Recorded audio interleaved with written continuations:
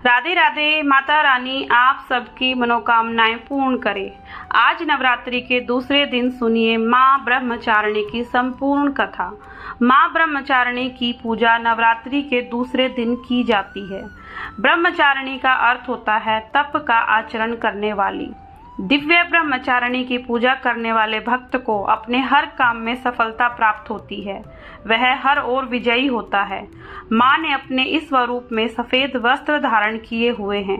माँ की दो भुजाओं में से दाहिनी भुजा में जपमाला, बाईं भुजा में कमंडल है। इनकी पूजा करने से भक्त के अंदर जप और तप की शक्ति बढ़ती है। माँ ब्रह्मचारिणी अपने भक्तों को संदेश देती है कि परिश्रम से ही सफलता प्राप्त की जा सकती है। भगवान शिव को पति रूप में प्राप्त करने के लिए माँ ब्रह्मचारिणी ने अत्यंत कठिन तप किया था।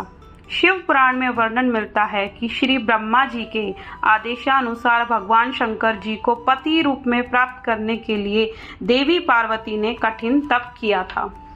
पूर्व जन्म में इन्हीं देवी ने हिमालय के घर पुत्री के रूप में जन्म लिया था और नारद जी के उद्देश्य से भगवान शंकर को पति रूप में प्राप्त करने के लिए बहुत घोर तपस्या की थी। इसी कठोर तपस्या के कारण इन्हें तपचारिणी यानी ब्रह्मचारिणी के नाम से भी जाना जाता है। 1000 वर्ष तक इन्होंने केवल फल फूल ही खाए और शाक पर निर्वाह किया और बहुत से कठिन उपवास रखे। खुले आकाश के नीचे वर्षा और धूप के घोर कष्ट भी सहे। 3000 वर्षों तक टूटे बेलपत्र खाए और भगवान शंकर की आराधना करती रही। इसके बाद तो उन्होंने सूखे बेलपत्रों को भी खाना छोड़ दिया और फिर कई हजार वर्षों तक निर्जला और निराहार रहकर तपस्या की। कठिन तपस्या के कारण देवी का शरीर एकदम क्षीण हो गया।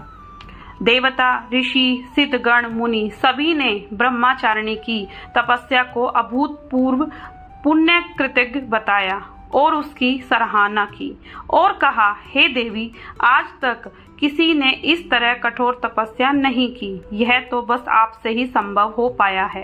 आपकी मनोकामना पूर्ण होगी और भगवान चंद्रमौली शिव जी आपको पति रूप में प्राप्त होंगे। अब आप तपस्या करके घर लौट जाओ। जल्द ही आपके पिता के यहाँ बुलावा आएगा। तो ये थी माता ब्रह्मचारिणी की कथा। इन देवी की कथा का सार ये है कि कठिन संघर्षों में भी हमें मन को विचलित नहीं होने देना चाहिए। माँ ब्रह्मचारिणी देवी की कृपा से सर्व सिद्धि प्राप्त होती है। दुर्गा पूजा के दूसरे दिन देवी के इसी स्वरूप की उपासना की जाती है। माता ब्रह्मचारिणी के पूजन से पहले स्नान करके शुद्ध हो जाएं, फिर माता की प्रतिमा रखें या तस्वीर लगाएं। पूजा करते हुए शुद्ध मन से माता के नाम का स्मरण करते रहें। कोशिश करें सफेद या पीले रंग के वस्त्र पहनकर ही पूजा हो। माँ को प्रसाद में पंचामृत जरूर चढ़ाएं, रोली और अक्षत चढ़ाएं, अरुहल या कमल का फूल चढ़ाएं। दूध से बने अन्य प्रसाद भी माँ को अर्पित कर सकते हैं और फिर कपूर से माता की आरती करें।